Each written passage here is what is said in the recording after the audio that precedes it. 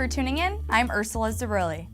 In November 2009, Fiat Chrysler CEO Sergio Marchionne and his team unveiled a 5-year business plan designed to rebuild Chrysler Group, which in Marchionne's own words, had gone through a sausage machine. Nearly 5 years later, Larry Vellequette, who reports on Chrysler for Automotive News, takes a look at how the automaker has performed based on its own roadmap. In 2009, employees had just been through at least 2 changes of ownerships, plus a government-sponsored bankruptcy. The automaker was shut down for 2 entire months and not sure it was going to come back. When they did come back with this brand new partner, Fiat, they didn't know what was going to happen. Most automakers are reluctant to lay out their plans 3 months in advance, let alone 5 years. But it was important because it set benchmarks not only for the public, but for the employees. It gave them a roadmap. The employees were dejected. They weren't sure what to make of this new owner from Italy. Marchionne, donning his signature black sweater, acknowledged those feelings during that day-long meeting nearly 5 years ago. Because I understand your skepticism, and trust me, and I made my comments today. You know, there are some people that will walk out of there, skeptical, and there's some people that will walk out of there totally incredulous. And that's why I tried to bring you back to the Fiat story, because I walked into the same zoo, right? I walked into a thing where Business Week and Fortune had pictures of our cars upside down saying they were out of gas and we're done. And I told you that we closed 2008 with the highest profit that we had made in 109 years of our history. These are not miracles, right? I mean, it's been done by people, by men and women who run our businesses. A collection of leaders who are first class, who understand competition, who engage, who have no fear. And I think we found a group of people here who are willing to engage in the same fashion. The message to the employees is a very simple one. There's a great future that we're building. I mean, and we want them to be part of it. The DNA of a lot of the leadership is being reconstituted as we speak. So let's just stick to the plan, right?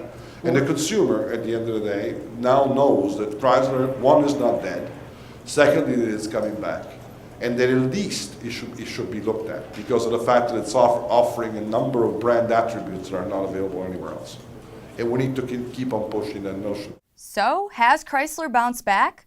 Vellequette says take a good look at any Pentastar product, and there's evidence it has. Better quality, better fit and finish. They've increased the robotics in the plants. They've invested in their plants. They haven't scrimped and saved the way that Chrysler's previous owners did. Furthermore, Chrysler reported a $2.8 billion profit last year. Chrysler's goal of rebuilding its U.S. market share back to 13%, which had dropped to 8.9% during the bankruptcy, is almost complete. It currently stands at 12.7%.